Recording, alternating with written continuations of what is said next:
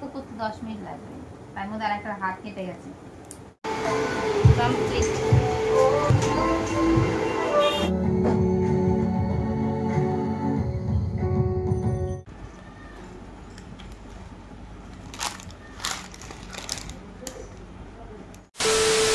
বৃষ্টির মধ্যে ভিজতে ভিজতে ধসা ভাইয়ের বাইকে করে আমি এখন চলে এসেছি দিদি বাড়ি। তো আজকে তো অক্ষয় তৃতীয়া, বাড়িতে অনেক ইনভিটেশন আছে সবারই। তো আমি চলে এসেছি, এসে ড্রেস চেঞ্জ করে নিয়েছি। আর বাইরে দেখো একটু বৃষ্টিটা কমেছিল, তো আমি তারপরে এসেছি। আর মা তো অনেক আগেই চলে এসেছে। তো চলো ওই ঘরে যাওয়া যাক, দেখি কী কী রান্না হচ্ছে। লাল পান রান্না করছে।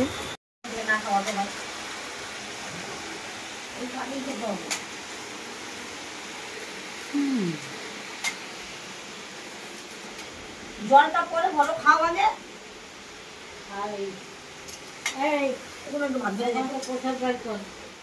সো তোমরা যেরকমটা দেখতেই পাচ্ছ, এখানে লালপান আর ভটকু মিলে কিন্তু রান্না বসিয়ে দিয়েছে। প্রত্যেকবার কিন্তু ভটকু আর লালপান মিলেই রান্নাবান্না করে। আর ওদিকে আমার মা, তারপর দিদা সবাই মিলে কেটে গুছিয়ে দিচ্ছিল। তো তারপরে আমি চলে আসলাম ঘরে। তখন আমি ধসা আর ভটকু মিলে কিছু ক্যালেন্ডার রোল করছিলাম, কারণ প্রচুর পরিমাণে ক্যালেন্ডার ছিল, সেগুলো রোল করা হয়নি। আমি সকালে এসে দিদি বাড়িতে শুয়ে ঘুমিয়েছিলাম, যেহেতু আগের দিন বিয়ে বাড়ি থেকে অনেক রাত করে এসেছি। তো তারপরে কিছু ক্যালেন্ডার আমিও রোল করছিলাম ভটকুর সঙ্গে গল্প করতে করতে। তারপরে হুট করে দিদি চলে এসেছিলো ঘরের মধ্যে। তো যেহেতু বাইরে বৃষ্টি হচ্ছিল, ঘরে কাদা কাদা ছিল দেখে দিদি জিজ্ঞেস করছিল কে করেছে। দেখো ঘরে তো সবাই এসেছে, এখন এক্স্যাক্টলি যে করেছে সে তো আর নিজের নাম বলবে না। যাই হোক, তো আমিও স্বীকার করিনি, হতে পারে আমার দ্বারা হয়তো ভুল হয়েছে। তো সেই মুহূর্তে বললে পরে তো বকা খেতাম। যাই হোক, বলিনি। তারপর আমি ভটকু মিলে ক্যালেন্ডার রোল করছিলাম। এখানে দেখো ক্যালেন্ডারগুলো কত সুন্দর সুন্দর দিয়েছে ছবিগুলো। তো ক্যালেন্ডার রোল করে কিন্তু খেতে চলে গিয়েছিলাম। ক্যালেন্ডার রোল করে এখন যাচ্ছি খাবার খেতে। ওইদিকে ভাইও চলে এসেছে। চলো খাওয়া দাওয়া করে নি। পরে পরে তুলবো। আলু ভাজা এইটুকু কেন?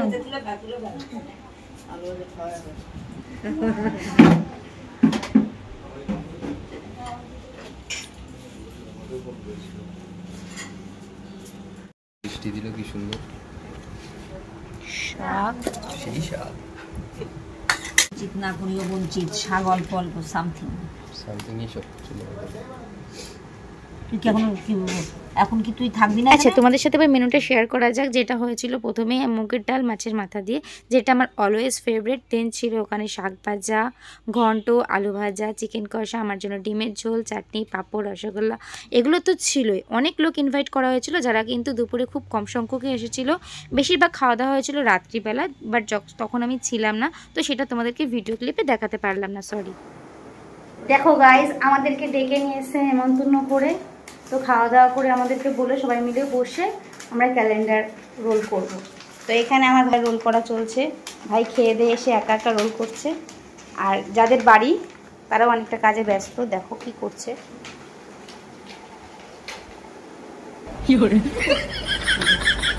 যাদের বাড়ি তাদের এই দশা, আর যারা নিমন্ত্রিত তাদের এই ভাবে।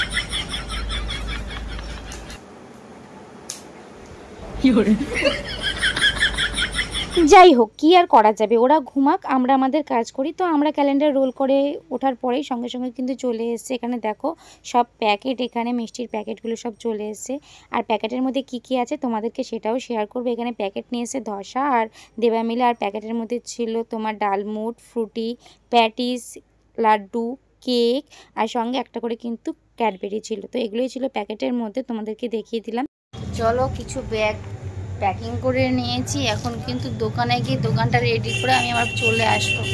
ঘুমাতে পারিনি, একটু না ঘুমালে শরীর খুব খারাপ লাগবে। ভটকু আসে, ভটকুর সাথে গিয়ে টেবিল পরিষ্কার করে রেখে দিদি রেডি হচ্ছে, দিদি এসে বসবে।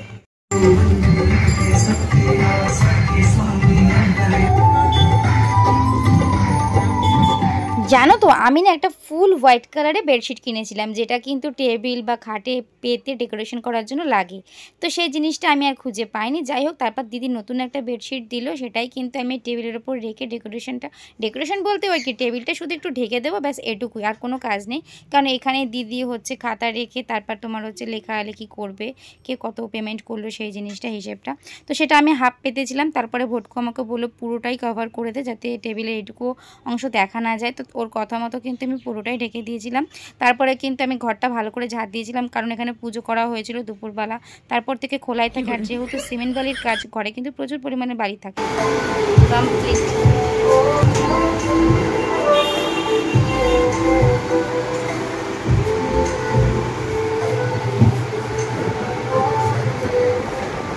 এই বউয়ের হয়ে গেছে? বউ রেডি হয়ে গেছে? কি করলি তোরা? এটা কি করলি? পারবি না, সর সর সর সর। এ বাবা, আহারে প্রজাপতিটা বাড়ি খেয়ে পড়লো রে।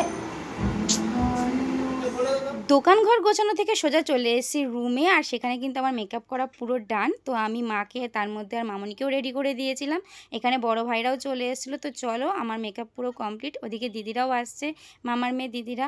তো চলো দেখো কতগুলো ব্যাগ এখানে আবার পার্সেল করে রাখা হয়েছে, দোকানে কিছুটা দিয়ে আসা হয়েছে। তো আমি আর বড় ভাই মিলে কিছুটা ব্যাগ নিয়ে আবার রেডি হয়ে গেছি। এখন ব্যাগ দিতে দিদির দোকানে যাচ্ছি। দিদি বসে আছে দোকানে।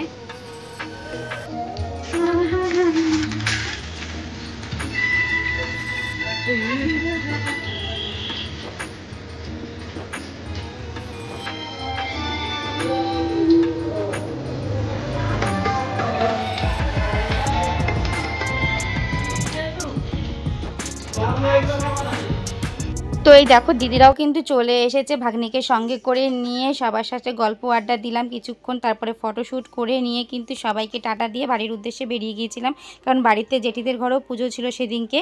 তো তারপর দেখো বেশিক্ষণ থাকতে পারিনি, রাত্রিবেলা প্রত্যেকবার থাকি, এবারটা থাকতে পারিনি। তার জন্য মুডটা একটু খারাপ ছিল। আর তার থেকেও বড়ো কথা, রিক আগের বছর ছিল, এই বছরটা ছিল না, তার জন্য একটু মন খারাপ ছিল। তো চলো ব্লগটা আমি এখানেই শেষ করছি। কেমন লাগলো অবশ্যই কমেন্ট করে জানিও, ভালো লাগলে লাইক কমেন্ট শেয়ার করো। আর প্রচুর ভিডিও পেন্ডিংয়ে রয়েছে, সেগুলো আস্তে আস্তে আপলোড করবো। টাটা।